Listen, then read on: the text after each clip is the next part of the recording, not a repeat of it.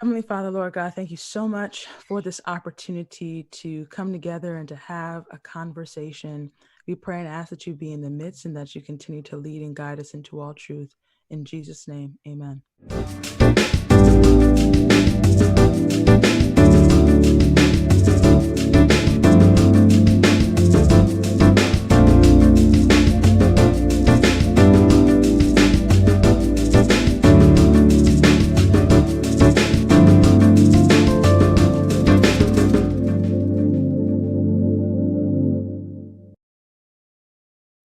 Hello, everyone, and welcome to another episode of What's the Message? I am your host, Claudia A, and of course, I am joined by my co-host, the editor, the lady in charge of all things message, Carmela Monk Crawford, and the both of us are particularly excited about today's episode. I am so I'm thrilled because I say that everyone is my friend, and a lot of them really are my friends.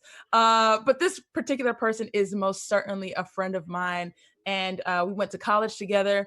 And so it's amazing to be able to kind of see, 7 years later, just how successful he has become in the work that he's doing. I am excited to introduce to you Wandile Mthiyane. I'm sure I killed your last name, bro. You know I love you. Now, Wandile is an Obama leader, a TedX Fellow, an architectural designer, It's all good. and a social entrepreneur. He is also the founder and CEO of Ubuntu Design Group. Ubuntu Design Group is an architectural organization that focuses on social impact, design projects ranging from individual housing to urban design scale.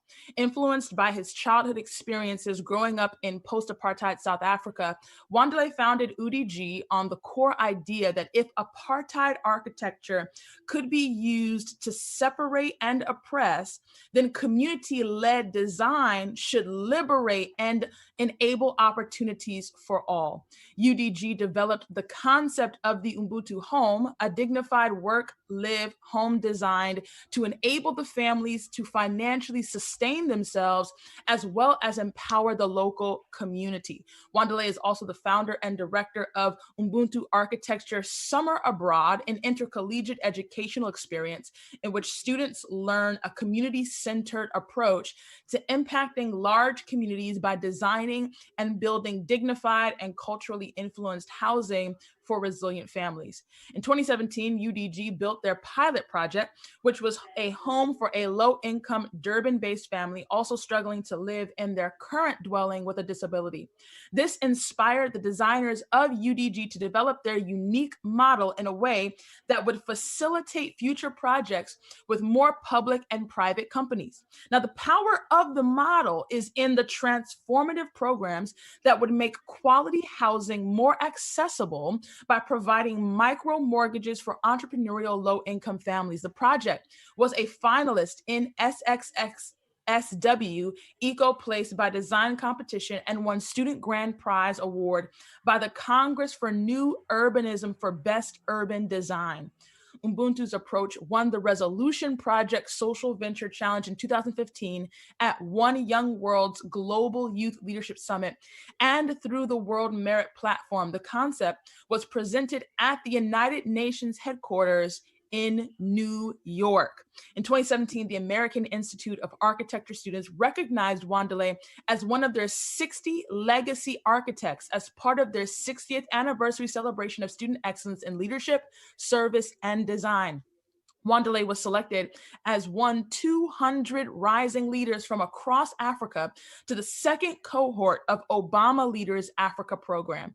Since then, his work has been featured in several media outlets, including Forbes and Red Bull Feature. In addition to Wandile's groundbreaking work with Ubuntu, he is an international speaker on ethical leadership and design, both in person and online at various corporate, business, and architecture schools. To say that this young gentleman is successful is a gross understatement.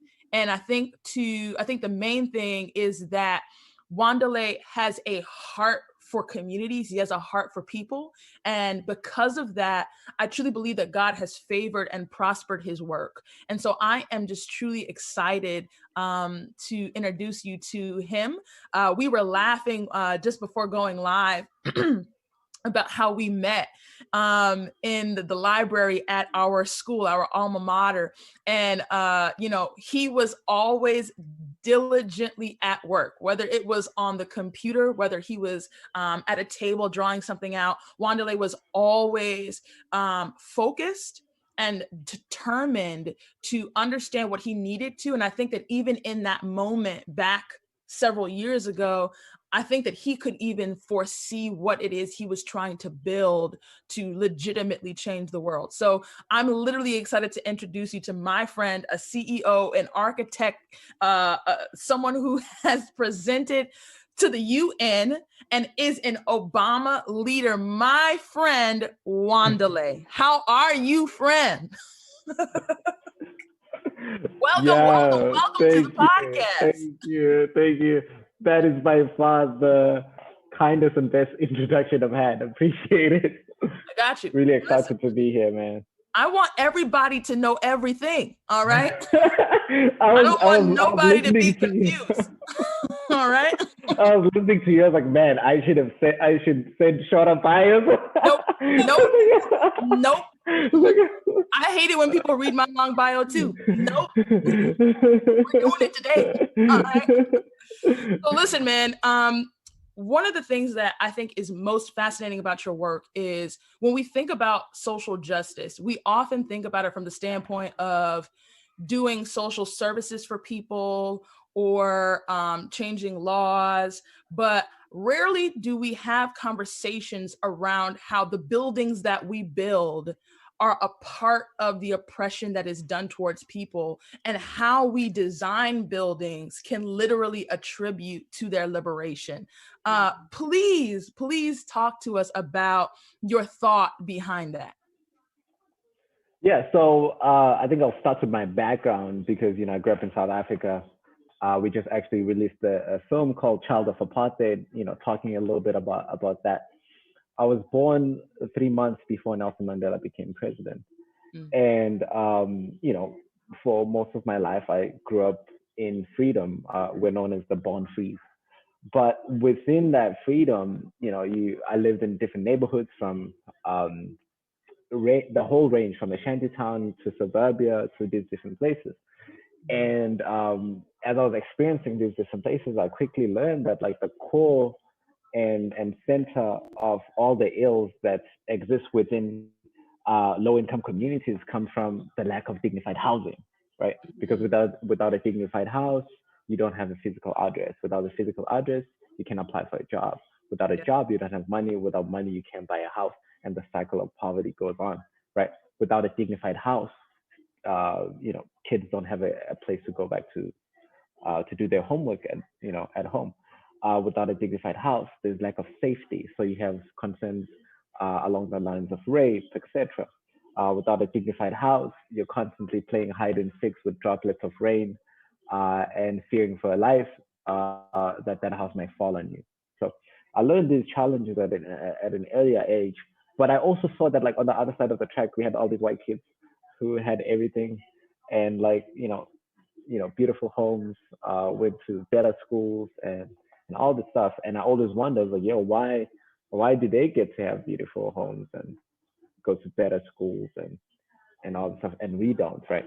So my grandmother had fought alongside Nelson Mandela. So when we talk about activism and apartheid, etc., that's not stuff that I learned in like school, but Mm. like that's what we were told from like when I was born. It's like this is the situation, and so I grew up with a great sense of aspiration that like cats like Nelson were able to fight for us, and I have a great responsibility to also be able to bring about that change. So that's how I started realizing like, oh, it is by design that people that look like me end up in these type of housing Mm. versus people who look different than me end up in those housing, and that's what got me curious about how do we solve this. Wow. So when you is there something, How then does one, I guess this is how I'll ask it, how then does one combat that? Is it a matter of building affordable housing? Is it a matter of where are the houses located? Do we need more Sure. houses? How Sure. does one address that? Do you want me to go all in on like how this all works? I want you to drop every gem you got, Wandile. Okay, okay, okay. All right. What I'll do is I'll start in South Africa, and then I'll Yeah. bring it to the United States, and then we get back to you. All right. So when we look at it in South Africa, it's like apartheid architecture, right? So it's Now, ingenious architecture. just this is good, friend. This because you know me, I'm here for the content. Yeah. I want Yeah. to do all the teaching. So, Sure. for someone who might be listening, who let's say doesn't know about apartheid in South Africa, what is or what was that period of time? So I think that started in 1948, ended in 1994 when Nelson Mandela became president. But we all know that pre 1948, it was just colonization. Which is apartheid was very more formalized, right? So it existed before 1948, but it was formally legal, part of the law in 1948. But also another interesting fact that people may not know: South Africa has had two independence. They had, I think, an independence. I think either in 1910 or 12. Basically, the British fought against the Dutch Right. for an independence against each other. And yet the majority, the native Black South Africans, still didn't have a voice. But the real independence it is in 1994. And those are, from 1994 till now, those are the only presidents that really count. So basically what happened was, is that so the system of racial segregation where a minority ruled over the majority, which is so minority, white folks, mostly of Dutch and German descent, and English, ruled over South Africa and also fought against each other. Um, and so it was segregation along those lines. And so what ended up happening is that there was something called the Group Areas Act during the apartheid regime, and during I think it's 1948 Group Areas Act around that time, where black people were removed from their land and put into sort of like the worst land, the worst conditions, and then white people took all the best land, and something called townships were formed. And I'm giving this context importantly because Trump tweeted about it falsely, and a bunch of cats on Fox News have also falsely spoken about this history. So the land was taken from the local natives, and white folks took the land, and then the majority was forced into these sort of like reserves or labor camps. And now these labor camps were called the townships, but they were strategically designed. They were put 40 kilometers away from town, and they were built to be 40 square meters, which then forced our parents to spend 40% of their income commuting from from the township to town, where they had a curfew at 6, where they had to be back, and they had to carry a passport to get into their own city, which was all white, and they worked for the white men, and then they went back before 6. And if you were found without your passport, you got arrested, and you may not make it back, and you would die. I'm sure you guys have seen the movie Steve Biko. Denzel Washington did a great job in that joint. So there was that's happening. But in addition to that design, what ended up happening was that they built these giant beer halls right next to where the men worked in these factories, so that when men get paid, they go and spend all their money on alcohol. So you've already frustrated these cats, and they're emasculated. So they would try and drug themselves out of that situation. And what this did was it created a perpetual cycle that disincentivized people from being able to develop their own communities and made them dependent on their white masters in town, right? And they had nothing to be able to develop their communities. Another thing that happened was these spaces were designed with like one, like road in, one road out, so that they could be controlled. which is interesting because when you go back in history to the ghettos in Europe where they like were oppressing the Jews. Mm-hmm. Very similar system where it was like this one door in, one door out, curfew at 6. So the word ghetto actually comes from that time. Mm-hmm. And then when the Jews moved over to New York and to America, that stigma carried with them. They're like, oh, those were the Jewish ghettos. But over time, Jews started being seen as white. So then the next person to be oppressed or the next person in line is like, oh, it's the blacks. Then you have your Harlem as a ghetto and all these places. You know what I mean? So it's all really interlinked. But Trevor always says it's like apartheid was the best racism because it was research. It was like drawn from all of the best to create this system. Mm-hmm. And it had to be because you are ruling the majority, right? Which was a contrast in all these other places. So how they designed these spaces was that there was no, they devoid it from economic opportunities or any social gathering space because again, we want you to spend all your money in town and be dependent on the white man. Mm-hmm. So here's what's interesting. So I was born in 94, I'm 26, 26 years post-apartheid, right? Mm-hmm. Our parents and my friends now are still spending 40% of their income commuting to work, which is in town, right? Wow. And it's still hard to develop our own communities. Why? The laws may change, but that doesn't mean buildings changed. That doesn't mean buildings hadn't become close. Can I jump in right there? Because that right here is one of the most important points that can be made. I was on a session yesterday with the iconic Angela Davis, and what she was saying was that this is an approach that we look at trying to make change, and we think if we just get more Black people on the police force, or if we just change this law, or we just change that. What you are telling us right now, Wandile, is that the infrastructure, the system, everything is baked in and built in. And I think that's very important to sit there because Absolutely. You're saying 26 years later, your family they're still reaping the benefit of the system that they put in place. Yeah. And that's Carmela, I don't think we've ever heard it like that. No. That's why I think it's such an important conversation because like he literally said, I love the way that you said it, Wandile, the laws changed, but the buildings didn't. Right. Yeah. That is mind-blowing because I don't think that we think about just the ways in which roads, buildings, housing, how they are structured and placed for the purposes of maintaining white supremacy. There you go. That when we then say, okay, we no longer want to support this, we don't tear those things down. We don't then restructure our communities to now be in favor of whatever new ideology we have come up with. So we just perpetuate whatever we previously had. And I think that goes back to the conversation about white privilege that many whites don't like to have, because it's like, okay, maybe you didn't build the road, or maybe you didn't do slavery, or maybe you didn't do whatever, but you're not understanding the residue, the lasting impact of whatever it is that was put in place prior to you.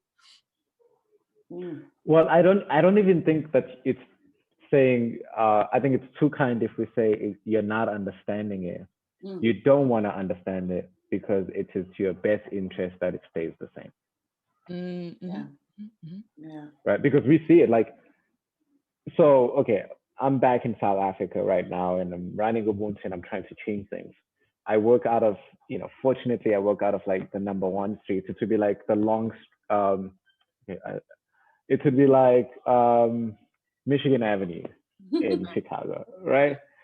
So I go to Michigan Avenue every day and, like you've got these cafes and coffee shops and you see all these like, white cats sitting and having coffee at Starbucks and this and this and that. And then all the Black folks are the ones working there, right? All the managers or the owners are white and all the servants are Black. And you don't see us until like at night, maybe like, you know, clubbing or parties, a little bit of that. And then it just always hurts me because I'm like, yo, like this is the product of all of these things. Like we are servants in our own land, you know what I mean? Because of the injustice that happened, you know what I mean? And like you see it every day.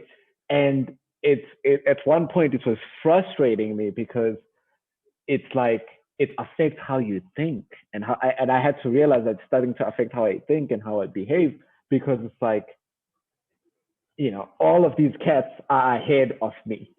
That's what reinforced every day, right?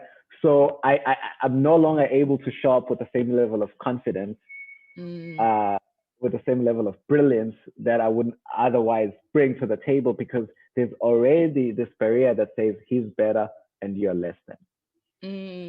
No one had to say anything. I just see it every day. Yeah. So go a little further than that, because I want to ask you, how did you get into the work that you do, and what exactly does the Ubuntu Design Group provide? Sure. And maybe before we get to Ubuntu, can I like maybe take it to America, like how some of this has played out? Yes, I was hoping you would. Country. Come on. Talk to us. Yes, man. So, you know, when you look at public housing today, yes, and you know, cats can read the book The Color of Law to get more context to this. Just as a summary though, like when you look at public housing today, it's seen as this thing for Black and, you know, minority people in America. But actually when public housing was first built, it was built for white people during the Great Depression, helping them recover at the time. And this was the first time ever that the government got involved into what was seen as a private sector, right? Into people's lives to that extent. So that started happening, and that was seen as a progressive government because they started building a few for Black folks. And you know, fast forward to as time went on, of course, more to the whites and less to the Blacks. And then you fast forward to around Truman's times with, you know, Truman's housing policies, which are also, you know, very racially biased against Black folks, and the starting of what we know as redlining. Now, where basically what they did was they started creating subsidies for white families to come out of affordable housing and actually buy a home, right? So when they created these subsidies and these banks were lending, and you know, Black folks were being rejected to the extent that, you know, they would give a contractor to build a town, and they're like, if one Black person lives in this town, we devalue the whole town, right? So till today, actually, if you move to certain towns in America, in their bylaws, those rules are still there, even though they might be nullified to a certain degree, but those statutes still exist. Yeah. So that happened, you know, which was even more painful for the soldiers coming back from World War II, having fought alongside, you know, their white peers, but only to come back and be treated differently. And we see this play out in sports, Muhammad Ali, and etc. But anyway, so what ends up happening is, you know, these white families got, like, for example, with Levittown, they gave this contractor to build these homes and, you know, build out all these homes and, you know, put white folks, and the home at the time was about $7,000. And all of these homes are now worth more than $300,000. But the irony of it all is that when these white families moved to these towns, they were paying rent which was equal and sometimes less than what the Black families were paying for the crappy social housing that they were living in. So it's not that we didn't afford to be able to get a home or to be able to pay this rent or to be able to, you know what I mean? We were just excluded from it, right? Yeah. So as a result of that, now you look at it like, so white families have been able to accumulate over $300,000 worth of wealth versus Black families today. And that's why you see the huge wealth disparity that exists. And then it's those same cats who would turn around and say, pull yourself by the bootstraps. It's like, nah, bro, y'all took all the boots. You took the boot. So that's, no, that's so good, man. And I'm glad that you went there because I forgot. I'm glad you said this, and you said something earlier as well that I forgot that I wanted to mention, because based on just how you've broken down how housing is done here in the States, as well as what we see in South Africa, there are so many correlations between the two. And I think that when we have these conversations around white supremacy or colonialism, we oftentimes have a tendency, at least in America, I think we're probably the most narcissistic country of everyone. We have a very common tendency to only look at ourselves and think, okay, this is a racism that's only happening in America, and this is not a global thing. But just like you said, Germany, Nazi Germany, and a Dutch South Africa was literally looking to the States to see how can we brand our racism so that everyone is taking notes from everyone and then kind of acting, right? And what I saw, what you were mentioning about the layout of South African townships and how they are oftentimes, attached to bars and whatnot. It sounds very reminiscent of indigenous native communities, native reservations here in the States, as well as low income, predominantly Black communities here in the States as well. Because when you look at, and I think there's something to when you take a native person's land, putting them in a controlled environment that they can't get out of, and then giving them a substance. There is something in that that if I can see it based on what you shared here in South Africa, and I absolutely see it with natives here in the States. And that was part of the reason why I wanted to bring you this week as well, because this week was Native. Indigenous Peoples Day as well. So, we're trying to, forget about Columbus and really, think through who are the individuals that have been robbed, right? And so it's like Native people are intimately affected and continue to be affected by imperialism. But then as well, the other thing that I was thinking about too, dude, is Black communities, and so many low-income Black communities, Carmela and I have talked about this so much, exist within what we call food deserts. So that what you have is that the nearest grocery store where anyone could get any kind of produce is a good 10, 15, 20-minute bus ride. So that you then have to get on the bus, go to another township to go to the grocery store. And then the bus is only going to let you bring on 1 or 2 bags. Right. You cannot get all that you need and want and then get back on the bus. You get 1 or 2 bags to get back on that bus, and then you can go back home to your communities. So that the only places where people can get food in their communities is a 7-Eleven, a McDonald's, a Taco Bell, these kinds of places that have no good produce, and do not provide them with any kind of real food. But what is ample in these communities is every block is a liquor store. Every block you can go and get some kind of light or heavy liquor to drown yourself in your frustrations and sorrows about your unemployment, about the constant death, murder, homicide, violence happening around you, right? There's just a lot that, and I think that what you've kind of said to us is that these communities are not accidentally this way, but that they are designed this way. Carmela, I see you. Wow, Claudia, you're gonna have to come back, Wandile, because I am so full right now. So given what Claudia has just laid out in the context and what you just laid out, my question is, why did you think coming here to the United States and studying would help you to get at this architectural inequities and this systemic structure? That's kind of redundant, but you understand what I'm trying to say. Why was coming here going to change this for you in your life and your work? Yeah, I'm trying to figure out a best way to articulate this.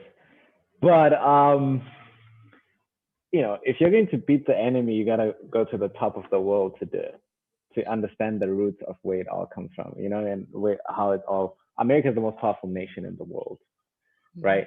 And I'm sitting here right now and like, you know, I've got like Obama's name on my back, right, and all that stuff. So more people listen to me now, Mm-hmm.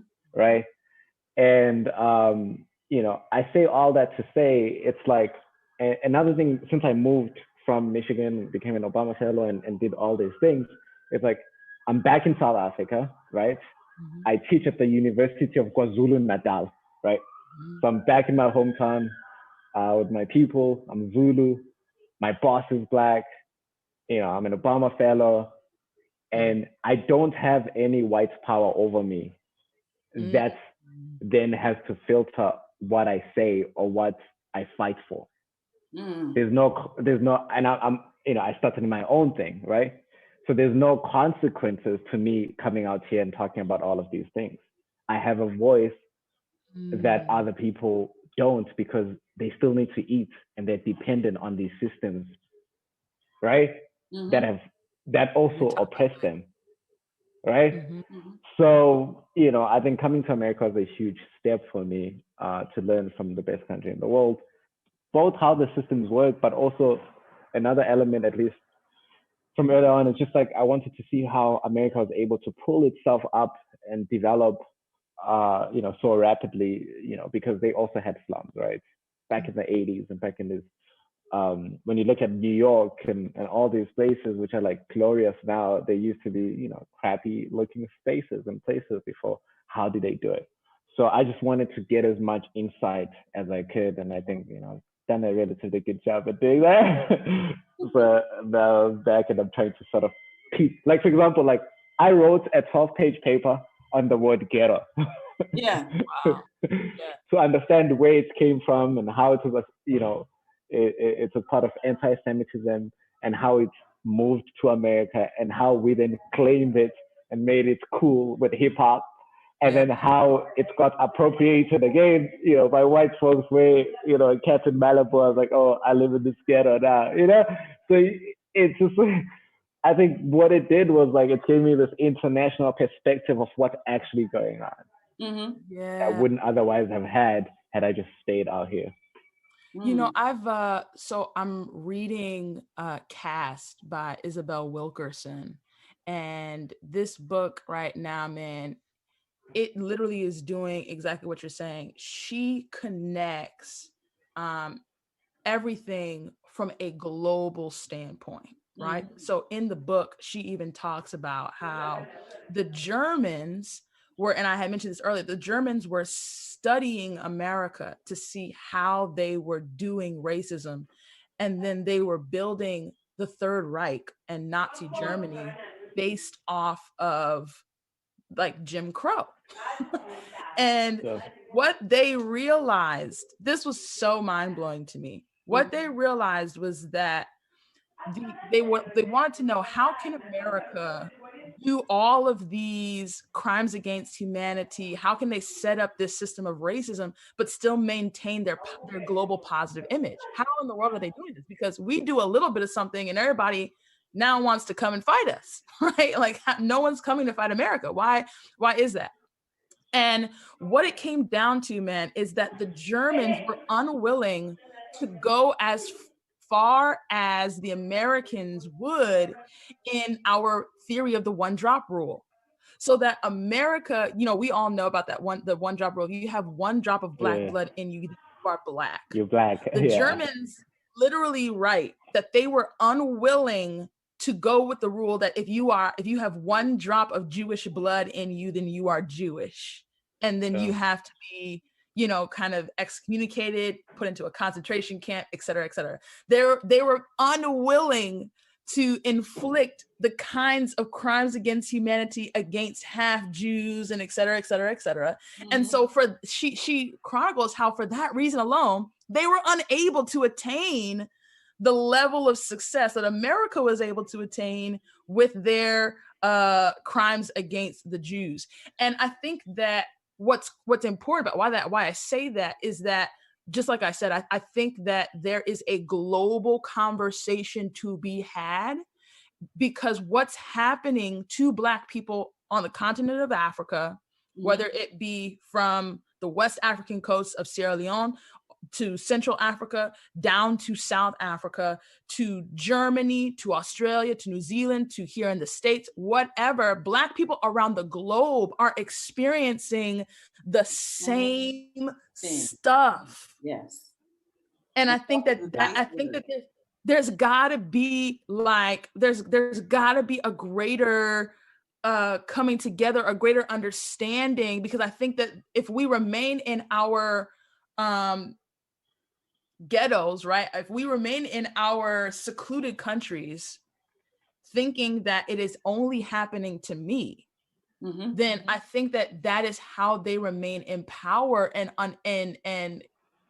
we remain unable to break ourselves out. But I think one thing you also said that I think is important too is there's a difference, man. We're here, me and Carmela are here in the States. We will always be under a white man. Right? Yeah. Like, so it's like, even the way that the countries operate, it's like, even when I start my own business and I'm an entrepreneur and establish my own thing, there is a government, there is always some white entity that will be over me. Now, I might have a little bit more freedom to say whatever I want to say, because there is no direct academic or religious or corporate sector that might come and slap me on the hand because I said something. But out here, man, there's always, like, we are not the majority. I think that's probably the word that I'm actually looking for. Here in the States, we are not the majority. And I feel like no matter what we do, we are always reminded of that. Every day. Yeah. Every day. I was talking to my homie Francois about this, and how you see, that's the thing. Like, I think God has blessed me with perspective from the other world, right?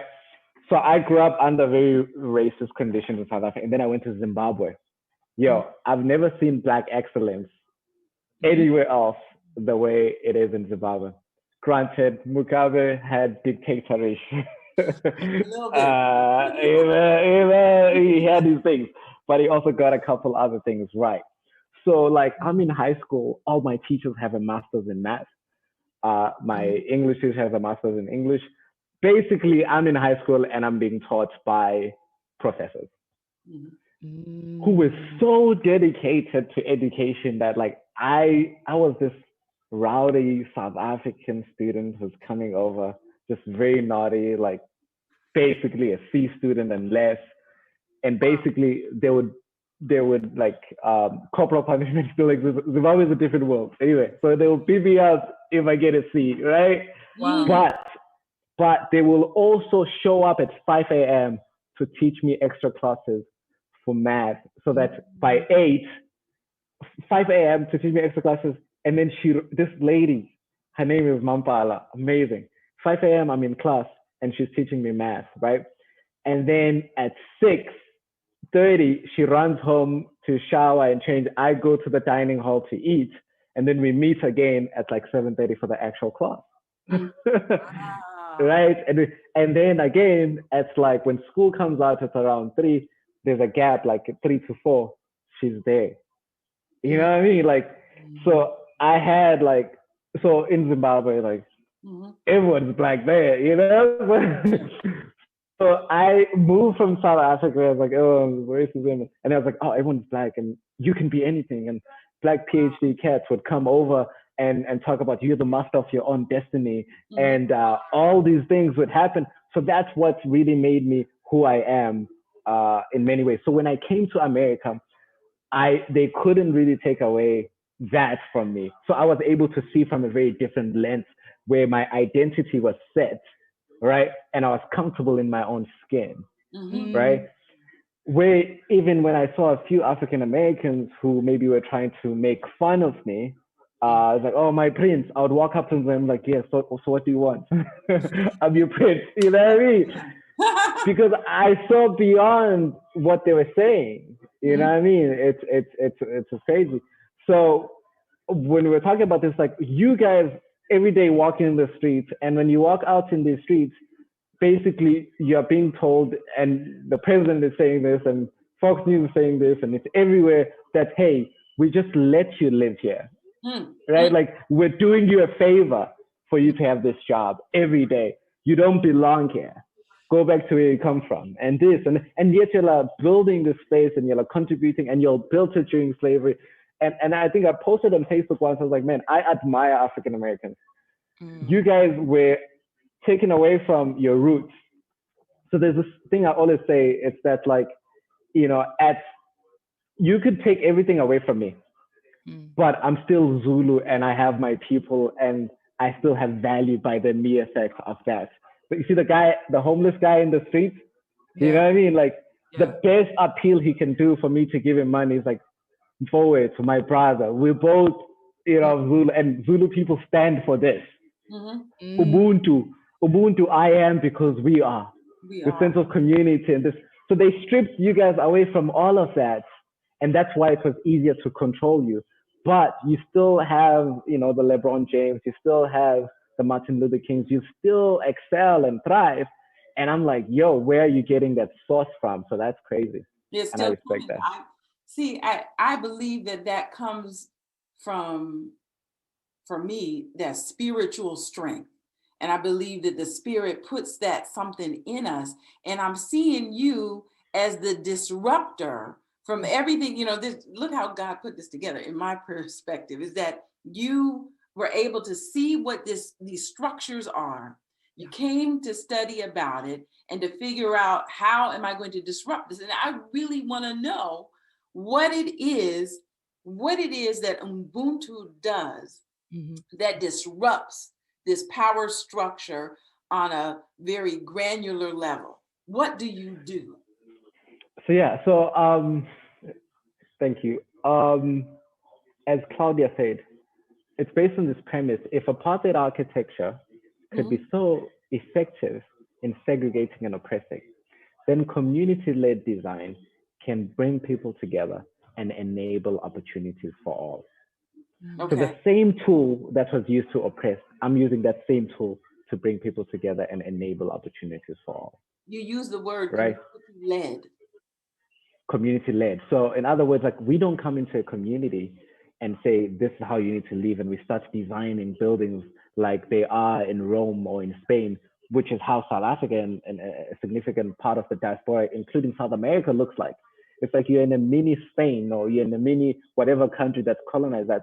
And those buildings are actually not environmentally good for that context. That's why we now have, global warming and all these things. And 40% of the energy used is from buildings, right? But that wasn't the case when Zulu people were building out of mud bricks and grass thatch and ingenuity. Those places were warm during the winter. They were cool during they were cool during the summer. Air was able to evaporate. Like there's so much ingenuity that existed and context and culture. I'm trying to then say, okay, if colonization hadn't happened and stifled our progress in continuing to design and develop, what would African architecture look like today? Right? Well, so one of the things that we're doing is we're designing and building these homes for women-headed households, where we built a home for the Mthiyane family. It's a family living with disability. They had lost their mud brick shack to a light rainstorm. So we've designed and built with them and the community. It's handicap accessible. And housing doesn't take people out of poverty, but economic opportunity does, creating jobs does. So each home we build has a commercial space attached to it to enable the family to run a business. And not everyone is business minded. So you could always like rent that out as an Airbnb or as a retail space, right? Because now we know you have a house, but also you have food consistently every day. Not only that, you're starting to impact the community. So these days, with Mrs. Mthiyane had worked at a daycare for 10 years. So we built a daycare attached to their home. We built it for 6 kids. She now has 18 kids and is using profits to build a whole new facility. 18 mothers can now go to work as they send their kids to school. She's over tripled their income. She's now living with their 15-year-old son who they had given away to relatives due to the lack of a space to live in. And when we got there, there was no horizon of that son, even going to college. But now, last time I checked, they were going to register him for college. So you start seeing the ripple effect of doing architecture right. And those are some of the things that we're bringing to the table. Can you, I'm sorry, Claudia, I know you're brewing here. It's just bubbling up. Okay, can I ask you, I feel slightly embarrassed, but I want to know. So, I love what you just said. How about, if we had not been interfered with, you would maybe see what sustainable architecture and building looks like. And I would love to hear what your thoughts on sustainability as it relates to racial diversity and inclusion and equity. That's a good question. I think within architecture, I mean, of course, sustainability, I think it's the exclusion factor, right? So I'll make an example. When apartheid ended, there were Model C schools. So those are like the fancy white schools and like the private schools. So fancy government schools and then private schools, which were only for white folks. And then all of a sudden we could go to those schools too. But you know what? How they excluded us out of the process? They made those schools more expensive, right? And our parents were not allowed to go to college. They don't have the same level of money. So those schools remain white till today, not because we can't be in them, because we just can't afford to be in them. So at least within, diversity, inclusion, and sustainability, I've seen that a lot of the features that need sustainability are often very pricey and very expensive, right? Which automatically excludes certain groups from being able to participate in it. And also, let me just be honest, I don't care about sustainability if I'm just trying to get my next meal, if I'm just trying to pay my rent, right? So it's going to take us building up Black people's economic capabilities for them to be able to participate in the sustainability movement, because right now they're just trying to survive, right? But true sustainability is some of what we're trying to bring people back to. Like, true sustainability was building with those mud brick homes. What would a modern Zulu home look like with a mud brick home, using grass thatch and bringing back that local craftsmanship? It's not necessarily about the solar panels and all these things, which are what excludes us and are expensive, etc. How do we go back to the basics? And that's the question that at least I wake up every day trying to answer. So at the end of every show, I try to ask all of the guests the same question. Here on What's the Message, we feel like we come together weekly to try to find the hope in the headline. So Wandile, what is the hope for you around architecture and community-led design? I think first things first, I think Jesus was an architect. He was outbuilt. When you actually look at it from the translations and the Greeks, etc., there wasn't necessarily much of a division between carpenter and builders and stuff like that. So he was out building homes with his dad. But the true hope, though, is that I think from President Obama, he says, we are the ones we've been waiting for, right? So from when I was a kid, I was waiting for my mom to bring about change, right? When I was in college, I was waiting for my professors to make my school more diverse and equitable for all. Now I'm in the real world, I'm waiting for the government to create a more equitable society. And none of that has happened, right? So let's stop waiting for someone else, right? I think a verse says that, I think in Jeremiah, it says, do not let them despise you because you're young, right? So we are the ones we've been waiting for. We are the change that we seek. So we are the hope for this world to be better. And that is absolutely beautiful, man. So how can people support you? How can people follow you? What projects, what things do you have going on that we all need to tune into? Awesome. Yeah. Actually, right now, like a TV show is just playing with some of our stuff. We just launched a documentary film called Child of Apartheid, which breaks down a lot of the things that I just spoke about here, but in more visual and more depth. And just definitely go check it out. We've made it public out on YouTube. We've started something called the Ubuntu Architecture Summer Abroad, where we're taking young architecture students from Detroit, from Michigan, from New York, from around the world, and bringing them to South Africa and teaching them about what happened with apartheid architecture, how it affected people then, how it affects people now, the role of architecture in social justice, and making them be the change that they want to be by designing and building a home for a family that was excluded. The idea is that we take them away from a politically charged environment of their own context. They realize the problem in a different context, so that they can go back and start undoing some of those things in their own communities, right? But again, to go to South Africa and to do this is a little pricey. So people can sponsor students of color or just different students, and they could go to ubuntuasa.org. And I think a link will be put below. So those are two really exciting projects that we're working on right now, and would love for you guys to be a part of and also check out. Absolutely. Yeah. Robert actually showed a little bit of the YouTube clip while you were talking. So we will definitely drop the link so that people can go and check it out and follow. You guys, this has been an amazing conversation. Someone in the comments, Daryl Dixon said, Wandile is a deep in all caps. He is a deep dude. Yes. And needs to come back at least 2 more times. So Appreciate it, man. Appreciate it. We thank you so much for taking the time to just come and talk with us, and just are so grateful, and we'll definitely support your work in any way that we can. Now, guys, as you all know, this is a podcast that is hosted and sponsored by Message Magazine. And about 2 weeks ago on Tuesday, we had our first Zoomathon. Carmela, talk to us, because we had some winners, we had some things going on, and we've got some amazing announcements. Oh, yes. And first, I have to say just thanks again to Wandile. God bless you in all of your work. My heart is beaming, and I don't even know you.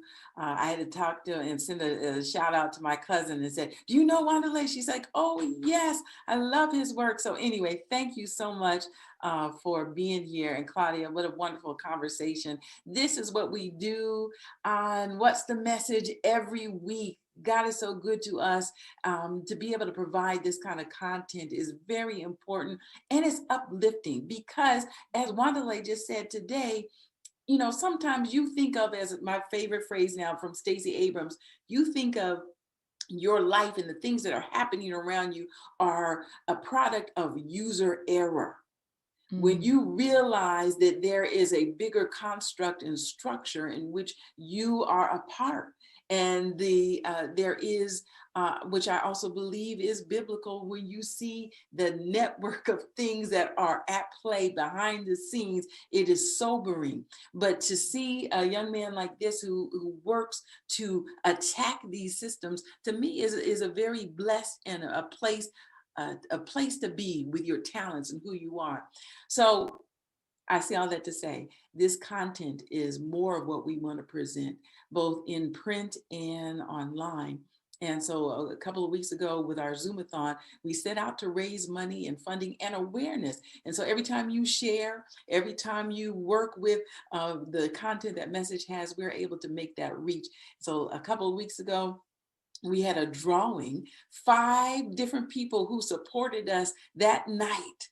And they did everything within their power, and just at least a level of $100 a piece. So we have 5 winners who are winning everything from that beautiful Message t-shirt, Message apron, a set of books that are both enriching to you and your community. You gotta know, number 1, the Mount Moriah Seventh-day Adventist Church, Phoenix City, Alabama, the Colemans. You guys got a gift pack coming to you. Thank you for your support. We love you. Thank you so much. If you know them, you need to hit them up, let them know they just won something.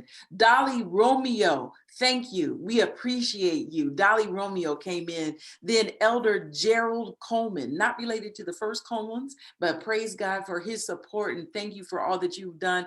Pastor Chris Clark, we know Pastor Chris Clark because he's been working with Message in our team in the background, and here he came through that night and supported Message. And then Pastor Michael Horton, another young supporter and intelligent person who is out working in the community. Thank you to all 5 of you and everybody else who supported Message Magazine. We'll be back, and we want you to know we're still up. And Adam, you can text message MAG to 41444, where you can donate and you can help continue this. And make sure when you put in message MAG that the autocorrect doesn't separate the words, okay? So message MAG, and that's how you can support and donate for message and for all of this good content that I believe is transformational and points our heart toward what God wants us to see.